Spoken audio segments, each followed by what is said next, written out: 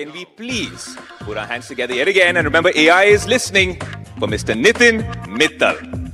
And just so that we can ensure that everyone knows that you are also not AI, I will leave you to the stage for the next few minutes, and then I'll join you in a bit. A huge round of applause, please, for our next speaker. Well, thank you, Ayush, for the warm welcome. And this is Nitin Mittal. We just saw a beautiful symphony of art and science. And I'm certainly not going to claim myself to be a ballet dancer by any means, but I'll try to draw out my own symphony as it relates to the world that we live in and the age of AI. What is happening? How to think of it? What is critical? And yes, let's absolutely talk about jobs, impact, implications. So, what are we seeing in the world of AI? Let me kind of crystallize this into three simple things. First, agentic. Second, sovereign. And third, physical AI. And we actually kind of saw some part of physical AI with Dr. Moore. What is agentic? Agentic simply is sophisticated AI programs and models that have agency. What does it mean to have agency? The ability of these sophisticated programs and models to mimic and replicate human cognitive-like functions. Ability to think, ability to reason, ability to judge, and ability to act. Simple fact of intelligence, which has been the prerogative of the Homo sapien race, is now actually transcending into these sophisticated programs, models, and intelligent machines. That's what it means to have agency, and consequently, the advent of agentic AI that is absolutely propelling us into the world of more and more autonomous execution. Sovereign AI. Why is that critical? In my role as the global AI leader for Deloitte, I get the privilege of spending a lot of time with different government officials in various countries, enterprises, CEOs, board members. And a topic that has become absolutely pertinent in today's fragmented geopolitics is the topic of sovereignty. But it's absolutely not necessarily just about data. It's about sovereignty in chips, infrastructure, hardware, models, and applications. Essentially, the entire stack, all the way from chips to data centers, to models, to software, to applications of it. Why is that critical? Many countries, and enterprises for that means, are actually looking to having their own setup in their own jurisdiction and being more and more self-reliant. And it's not just reliance on the infrastructure. Frankly, it's also reliance on sovereign models. Most of the models today are from the Western world, and yes, with a lot of progress in China. But if you think of a country like India, multilingual, diverse, multitude of languages, if India does not have its own sovereign models, we lose the ability to preserve culture, we lose the ability to preserve language, and we lose the ability to serve the citizens and consumers in the language that they are aware of and resonates with them. That's why sovereignty is important, not just about data, but also about the models. And physical AI. This is absolutely expected to be a trend that plays out over the next decade. It is a trend that is showing up in factory floors, warehouses, logistical centers, transportation. It's not just about humanoid robots, those robots that are bipedal in nature. We have just created them because they are an image of ourselves. This is actually about robots that fly, robots that are undersea, robots that drive, robots that are quadruped and are mobile. It is all forms of essentially autonomous mobile devices that are showing up in our physical environment. Those three are the trends that define the age of AI today. But there are implications. And yes, let's talk about one of those implications. Implications on jobs. Agentic AI, in particular, and in the near future, physical AI, will have implications on jobs. And frankly, it could be two sides of the coin. Are there some jobs that are going to be impacted? Sure. Software engineering, customer support, coding, call center, some of those jobs are going to be impacted. If intelligence is transcending the Homo sapien race and intelligent machines are developing agency, it is inevitable that certain jobs are going to get impacted. But I have not yet come across a single job that has been lost to AI. Almost all jobs are impacted by another human being who's figured out how to be proficient with AI and applies it. Coding is a perfect example. The jobs that get impacted are the ones by another human being who uses something called wipe coding and has learned it and is proficient in it and uses it. That's what we end up seeing. But it doesn't necessarily kind of stop there. Here is what I would actually kind of provoke this group and challenge all of us. Is it the last job as we know it?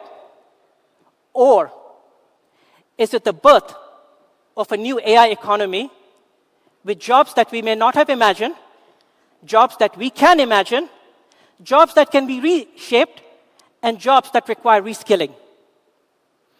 Let's talk about what it means to be in the new AI economy. Let's take one aspect of it. For all agentic AI is capable of, and the fact that it is starting to create an abundant digital workforce that can provide more and more and more leverage to the human workforce, it requires an awful lot of computing. Where does that come from? AI data centers. Countries around the world are racing, building gigawatt data centers. There's almost 1.7 trillion in committed capex by national governments, enterprises, private equity funds, venture capital, as well as all other forms of money that is actually kind of entering this space. What happens when you set up AI data centers?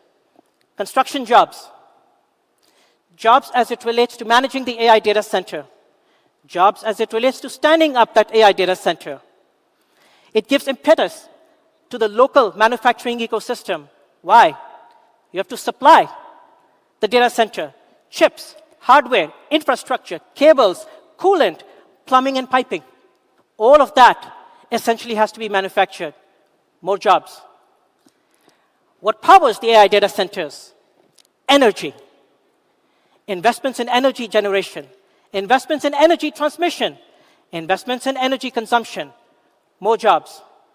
Take every node in that value chain, you have a multiplier effect in terms of the jobs that created.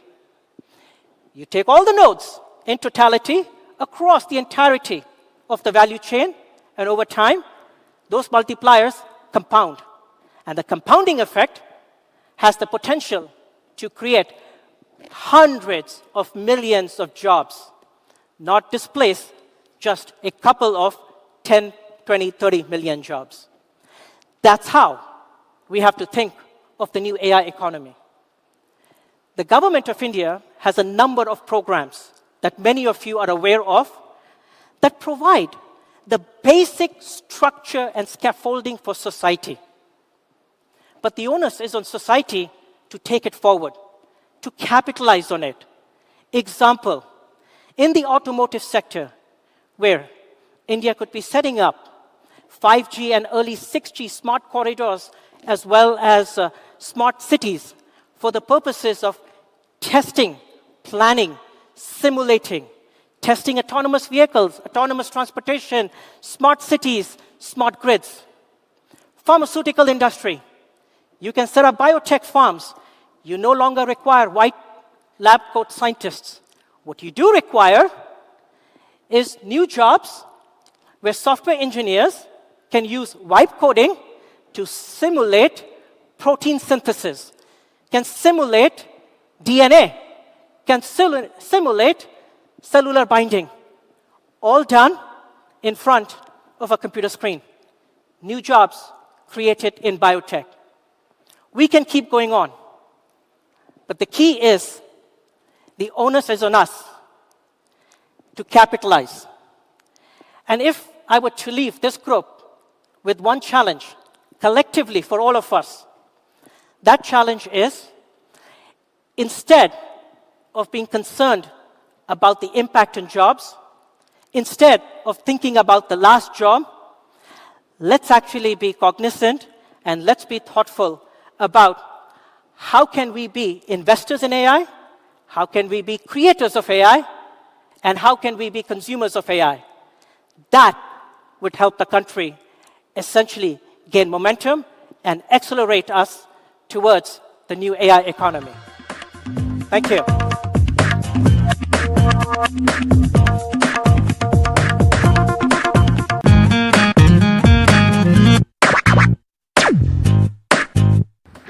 Like I said, AI was listening. Ayush was listening as well. Nitin, should I go louder with the clapping or are you guys going to do it for me? Thank you. What an absolutely fascinating chat. Now I am here to test you on AI. No, I cannot do that. I do not have the locus standi to do that. But what I want to do is understand the million-dollar question or the billion-dollar question, or should I say the companies that you've been consulting, some of them have multi-trillion-dollar valuations. So the multi-trillion-dollar question, is AI taking our jobs away? Is it taking my job away today? Well, we tend to focus on basically our friends, our family, our co-workers, and our colleagues. Can some of those jobs be impacted? Yes, but that's in our consciousness. What we don't focus on is what I was kind of articulating. Everything that happens where jobs are being created in the new AI economy. Let's focus on that. From Bangalore all the way to Cerebral Valley in San Francisco, the conversation with VCs, founders, AI experts like you has really been a polarized conversation. On one side, you have, like I said, a hope-based narrative. Then there is a fear-based perspective. It's a fine line to balance these out when it comes to AI because, like you said during your presentation, and I was taking notes, is the fact that actually an AI economy would lead to probably 500 million more jobs here in India, because we're sitting here in New Delhi at Bharat Mandapam at the NDTV World Summit. It could actually be beneficial for all of us sitting in this room. That's something I want to get out of the way right at the start. Absolutely. And in fact, I'll be provocative over here. What could be impacted?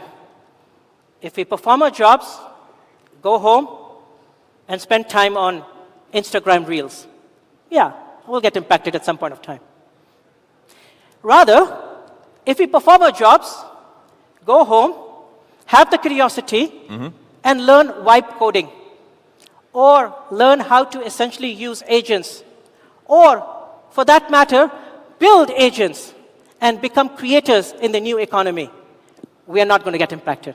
Since this masterclass is also becoming a little bit of a myth buster, the conversation in the tech world has always been about AGI. Sam Altman says something, Elon Musk says something else, and then Jensen comes to India and then he's also talking about artificial superintelligence. AGI was the first level. Now we're talking about ASI, when some of these machines that you saw on the stage actually become more competent at some of these intelligence things that he was talking about than humans themselves. Now, this is not a fear anymore. The reason I want to ask you this, Nitin, is AGI, ASI, if the right sort of controls, privacy, security, right, some of the biases are not eliminated, is it a worrisome future for all of us? Because things are moving at a lightning pace. Well, even the steam engine was worrisome 250 years back. Yet, the steam engine, which was criticized in those times, And the criticism was, and I'll kind of use the analogy of those times,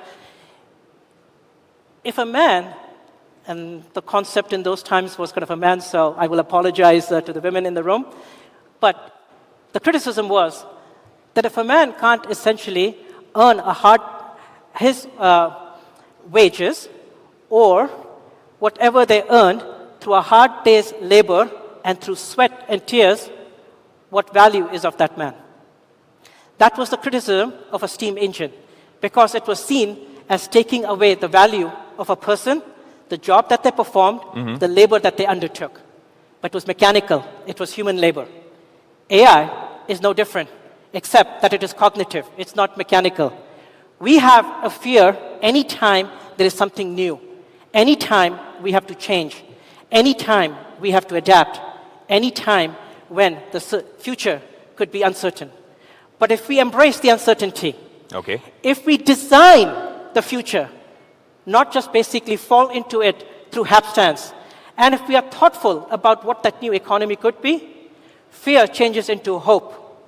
And the constraints that we imagine become opportunities. And impact on jobs creates new sectors, new avenues, and new basically kind of vistas for all of us to undertake in the economic miracle that is yet to come. I appreciate that, because at the NDTV World Summit, we are discussing some of the world's most pressing problems, but we're also trying, via these conversations, to come up with some solutions. Maybe not panaceas, but solutions nevertheless. Coming back to that, now let's come to one solution out there, Nitin, because what I understand is that I should not be as worried about AI taking my job, but I should be worried about someone who understands AI or who embraces AI who might take my job away. Yes. That is an important topic. More than basically worrying about AI, it's actually worrying about our fellow co-workers, those who may be adapting, those who may be accelerating their learning, and those who are displaying the curiosity to actually continuously improve. That is where we are going to essentially see people who don't adapt, people who are sitting back, people who may not necessarily kind of demonstrate the necessary curiosity or take the leap forward in reskilling. They could likely get displaced. No different, by the way, than any other technological revolution that took place. Yeah. With the advent of the PC, who got impacted? Typists. If they had not adapted and learned the word processor, they would have been out of jobs. You spoke of a technology revolution.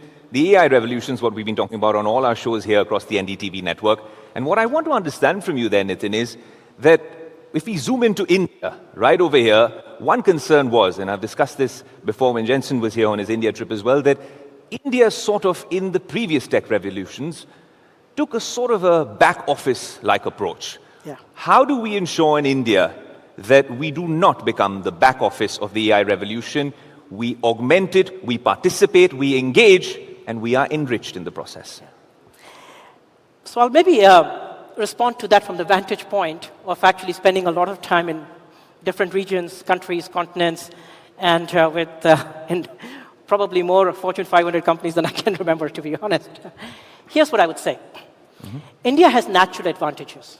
It has natural advantages as it relates to scale of talent. It has natural advantages as it relates to thirst, entrepreneurship, dynamism that leads to innovation. It also has natural advantages in application of technology, including AI, because of the services industry that we actually have. But the question is, how do you take advantage of those natural advantages and go to the next level?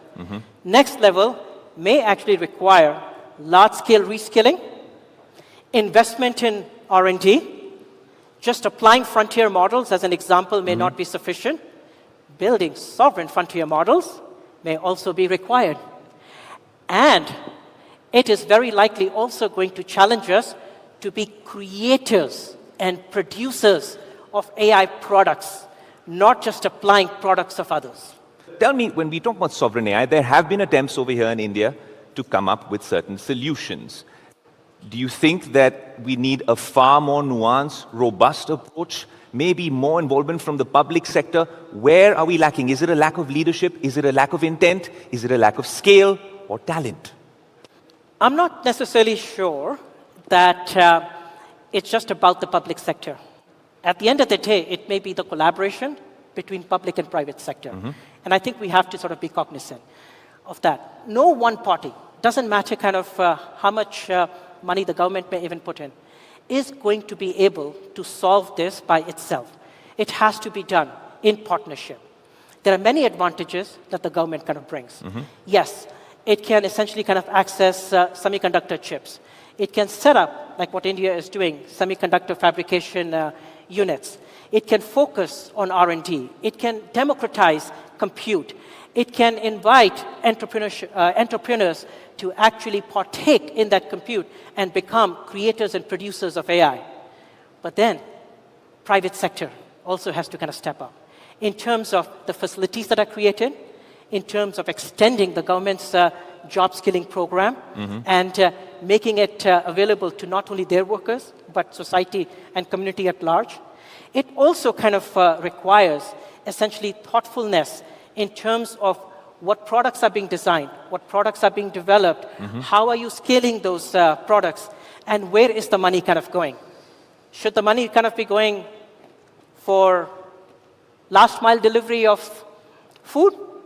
Or should VCs actually be investing in physical AI, autonomous systems, next-gen transportation, or even essentially kind of how enterprises could be revolutionized through the abundance of a digital workforce and agentic products that could actually come out of India?